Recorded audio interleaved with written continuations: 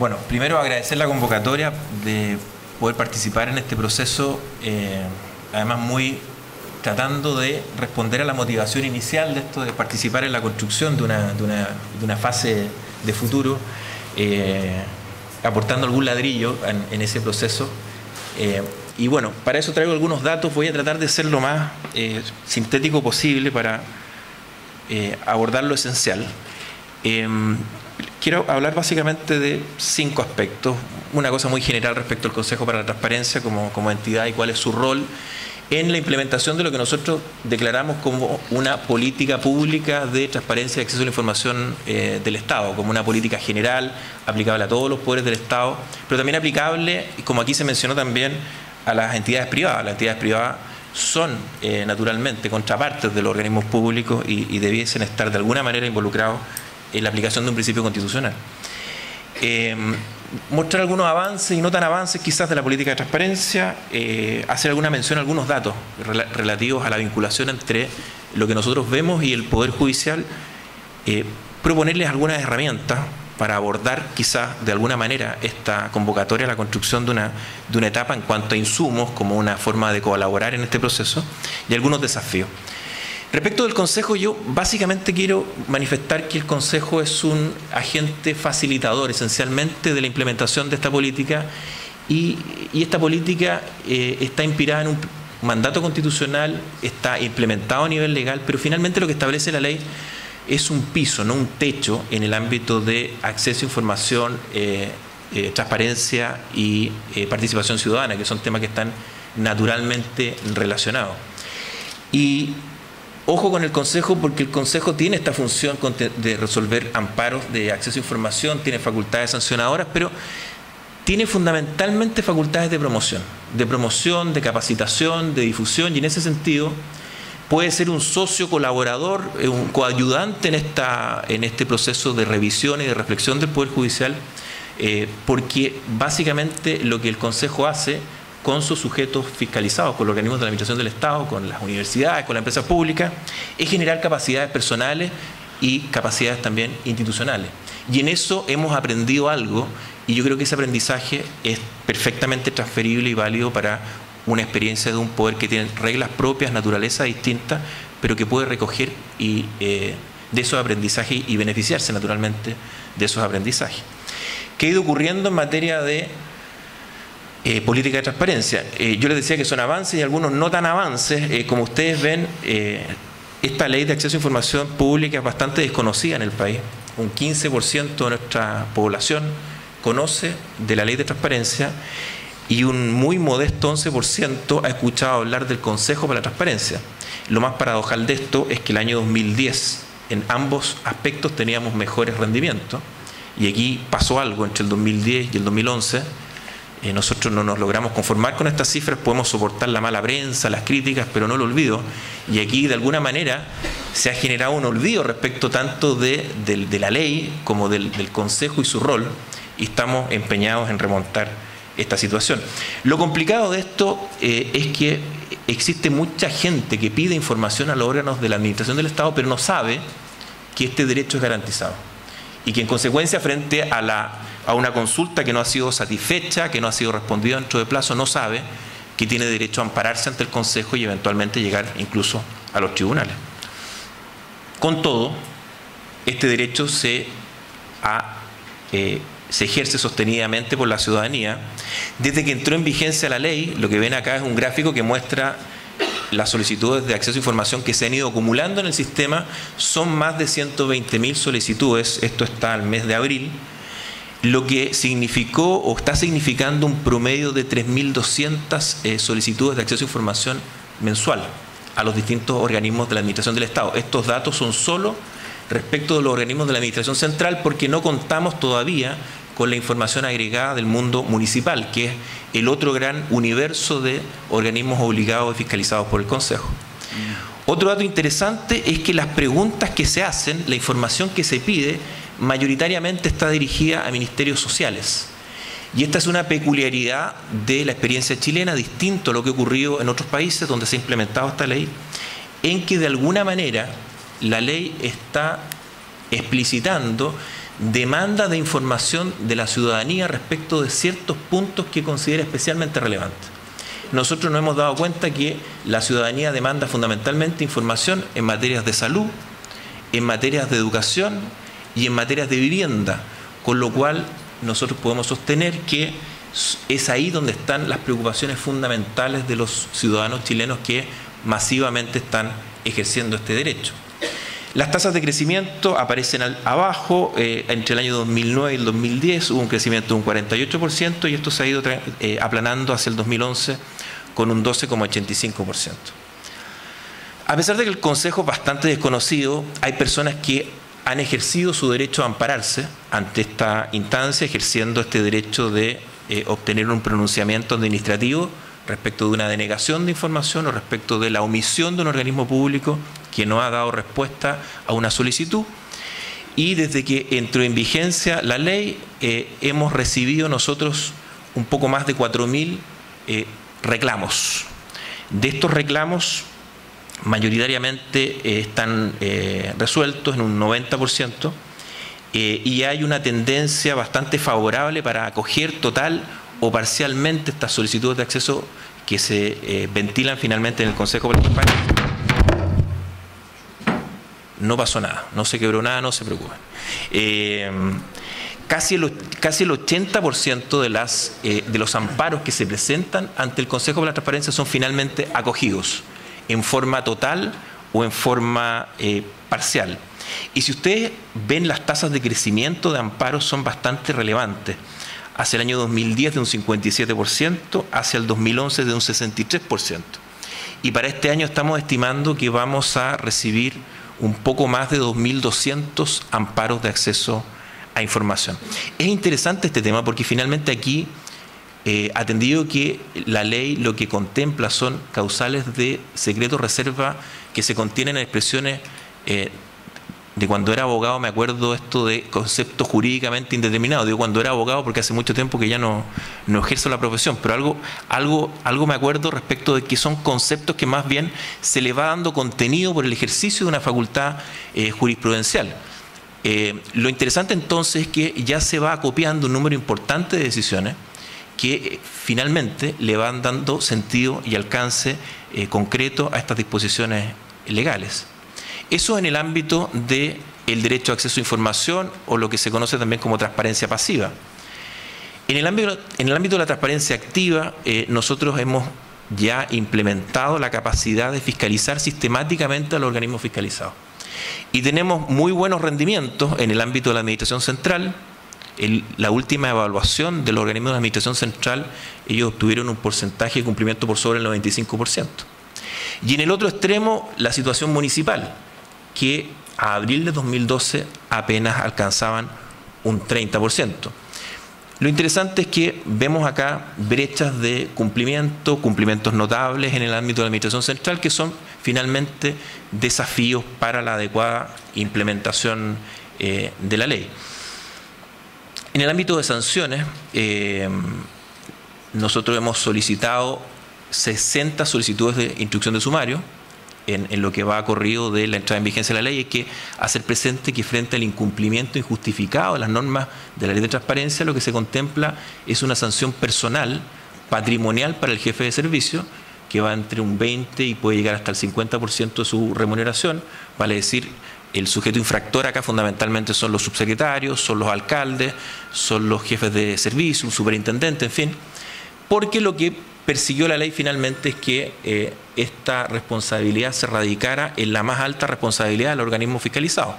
de modo que efectivamente esto se tradujera en un compromiso institucional muy importante con esta implementación de esta política. Finalmente lo que hay acá es un poco lo que también se desprende de las intervenciones iniciales del seminario en orden, que la visión, la convicción y el compromiso personal de aquellos que están a cargo de las instituciones son finalmente fundamentales para el buen rendimiento en este ámbito de cosas. Un ejemplo, nosotros en el ámbito de la transparencia activa municipal, por ejemplo, tenemos municipalidades de muchos recursos que tienen más bajo cumplimiento que municipios rurales de bajos recursos. Eso, lo que da cuenta de esto es que aquí lo que está en juego finalmente es la convicción y el compromiso de los líderes de las instituciones. Es un tema de cada vez mayor interés público. Nosotros registramos en nuestros sistemas de información más de 2.900 apariciones en prensa relativas al tema de transparencia. El tema de transparencia es atractivo para el mundo periodístico. Hoy día, en la primera plana del Mercurio, viene un dictamen que está siendo muy controvertido del Consejo para la Transparencia, pero finalmente el tema de transparencia, y puesto en términos negativos, no ser transparente, es una materia que convoca fuertemente a los medios de comunicación, y en ese sentido es un tema que hay que gestionar muy proactivamente. ¿Qué hemos visto en relación a el principio de transparencia y lo que nosotros vemos en el ámbito del Poder Judicial? Nosotros efectivamente le dimos mucha difusión al índice de accesibilidad a la información judicial en Internet. De hecho, este estudio fue lanzado oficialmente en Chile en nuestro tercer seminario internacional sobre transparencia y acceso a la información pública en el mes de abril en Santiago, donde nos acompañó en su inauguración el señor presidente de la Corte Suprema, y le dimos mucha importancia a este indicador porque este indicador es muy relevante. Este indicador, como ya se ha señalado acá, da cuenta que Chile tiene, en materia de accesibilidad de información pública en Internet, el mejor rendimiento de todos los países de la Organización de Estados Americanos, muy por sobre, como también se destacó acá, a Estados Unidos, Canadá y otros países en los cuales uno esperaría políticas bastante contundentes en este ámbito. Hay que recordar que, por ejemplo, en Estados Unidos, ellos tienen historia en materia de acceso a información desde el año 1966, así que con bastante orgullo nosotros podemos exigir este nivel de cumplimiento y de transparencia en el ámbito judicial. Nosotros también nos relacionamos con el Poder Judicial a través de un procedimiento de revisión de las decisiones que adopta nuestro Consejo Directivo. Hemos tenido 101 sentencias en este ámbito de 137 reclamos de ilegalidad que se han interpuesto, y hemos tenido un 65% de éxito, casi un 70% de éxito respecto de esas determinaciones, donde se han visto temas de la más diversa naturaleza, como por ejemplo la obligación de las corporaciones municipales de someterse a las obligaciones de la ley, obligaciones en materia de transparencia respecto de concursos públicos, en fin, una serie de materias que son materias novedosas, materias que muchas veces desafían el sentido común y la intuición, que a veces nos hace pensar que hay más información que debiese ser reservada,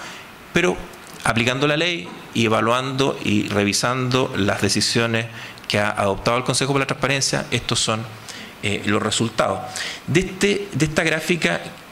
solamente les llamo la atención que nuestros mayores recurrentes son finalmente organismos de la Administración del Estado, lo que naturalmente tiene o está correlacionado con los resultados de las acciones de amparo o recursos de amparo que se entablan ante el Consejo. Les decía que desde el punto de vista de las funciones del Consejo para la Transparencia, lo que el Consejo va generando finalmente es una serie de antecedentes, estudios, sistematización de buenas prácticas, evaluaciones que son útiles en un proceso de construcción institucional que está orientado a mejorar y a incorporar este tipo de procedimientos y criterios. Nosotros, por ejemplo, dictamos instrucciones que, si bien son obligatorias para los sujetos obligados, son perfectamente una referencia respecto de ciertos ámbitos que pueden ser interesantes. Algunos ya se han mencionado acá, por ejemplo, transparencia activa, por ejemplo, estándares para un procedimiento administrativo de acceso a información,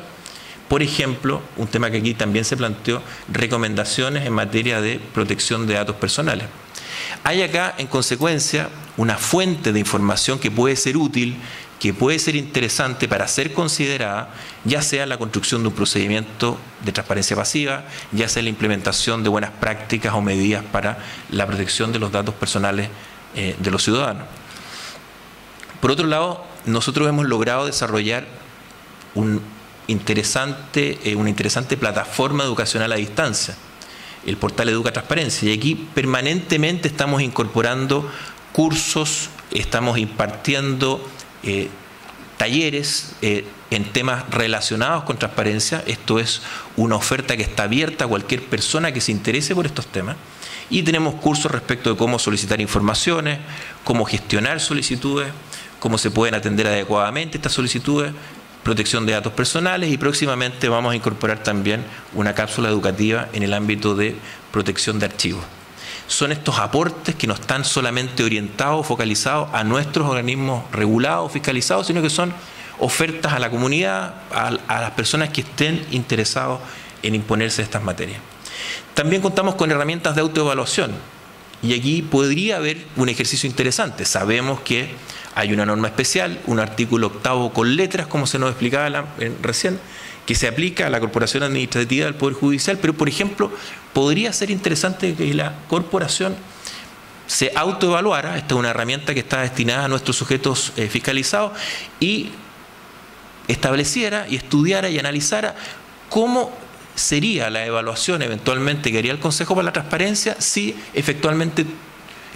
tuviera que evaluar este sitio electrónico desde el punto de vista de los estándares que establece el artículo 7º de la ley. Lo que se pretende con este tipo de herramientas son generar prácticas de promoción. Nosotros, por ejemplo, le recomendamos a los municipios que se autoevalúen mensualmente, que esta autoevaluación se ponga en conocimiento del alcalde, de modo que el alcalde vaya sabiendo sistemáticamente si estas normas se cumplen o no se cumplen, particularmente porque nos hemos dado cuenta que en Transparencia Activa este es un partido que se juega mensualmente. Hay organismos que un mes aparecen muy bien, porque tienen toda la información actualizada, pero el mes siguiente pierden puntos porque o no suben información o esta efectivamente no se actualiza. Aquí hay en consecuencia una herramienta interesante en que nosotros hemos incorporado además un componente de evaluación ciudadana. Los resultados que arrojan estas evaluaciones tienen que ver también con la valoración de aquellos 13 ítems que establece obligatoriamente la ley, que son más valorados por la ciudadanía. De modo que los que aparecen mejor en este ranking que nosotros difundimos sistemáticamente son aquellos que cumplen de mejor manera en aquellos ítems más valorados por la ciudadanía. Existe también un cúmulo de estudios que ponemos a disposición de aquellos que se interesen en este tema. Nosotros hacemos estudios nacionales de transparencia ya desde el año 2010, que vamos a preguntarle a las personas por la valoración de este tema, por aquellos aspectos donde les gustaría que hubiese más información pública, y esto es muy útil para la construcción de nuestros planes de trabajo y de finalmente de nuestros desafíos operativos y estratégicos, porque conectamos e intentamos conectar permanentemente el tema de transparencia con las necesidades que podemos recoger de los usuarios, y quizás ese es el mayor aporte que un buen sistema de transparencia pasiva le puede entregar a una organización, que es la capacidad de ir aprendiendo paulatinamente, sistemáticamente, cuáles son efectivamente los temas donde la población demanda más información.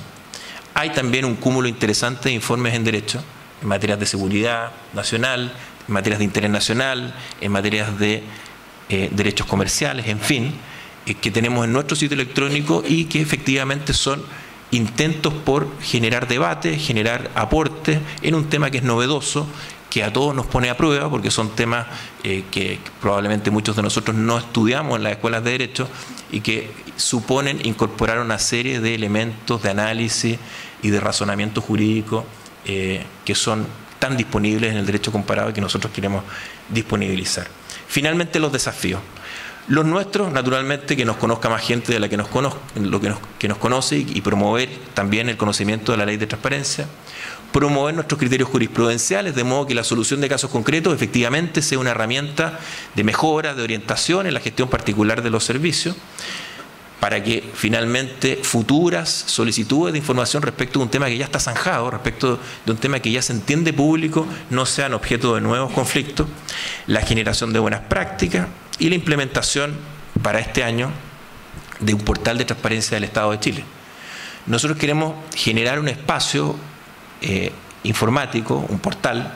que un poco supere estas diferencias regulatorias que hay entre los distintos poderes del Estado. Y oportunamente vamos a hacer una convocatoria para que finalmente el ciudadano que quiera acceder a información de cualquier organismo a la que se le aplican estos principios pueda acceder a un canal único, a una experiencia única de uso y de acceso a información, que un poco lo ayude y lo oriente a ir a preguntar donde debe preguntar, porque finalmente los ciudadanos y los ciudadanos comunes y corrientes, los que tienen menos formación, no tienen por qué saber dónde está la información que ellos quieren solicitar del Estado, si está en uno o en otro poder del Estado, si el acceso a información se le aplican una u otras reglas. Finalmente, lo que se pretende con esta iniciativa es generar un espacio facilitador, amigable, para que una persona común y corriente pueda, eludiendo todas estas dificultades, todas estas asimetrías de información, pueda llegar a donde necesita llegar para obtener lo que busca. Finalmente, como desafíos más bien generales, más allá de la situación del Consejo por la Transparencia, nosotros ratificamos y concordamos plenamente con lo que se ha planteado acá. Nosotros pensamos que uno de los grandes problemas y trabas de la implementación de la Ley de Acceso a Información es la ausencia de criterios de administración de archivos. Si bien la Constitución Política contempla 4 causales de reserva o secreto, hay una 5ª causal que es fáctica, que es sencillamente que los papeles no se encuentran.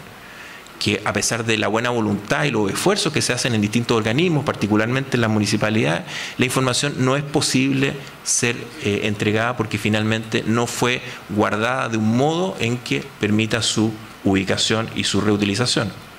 Está también el tema de la protección de datos personales. Efectivamente, una sensata implementación de ley de acceso a información pública supone robustecer fuertemente la protección de los datos personales. Porque efectivamente si se avanza mucho en materia de acceso a información se puede erosionar la protección de los derechos de los ciudadanos y eso no es conveniente. Lo ideal es que ambas políticas se desarrollen en forma complementaria, se potencien y no se genere en la práctica una permanente colisión que en nuestra opinión deriva en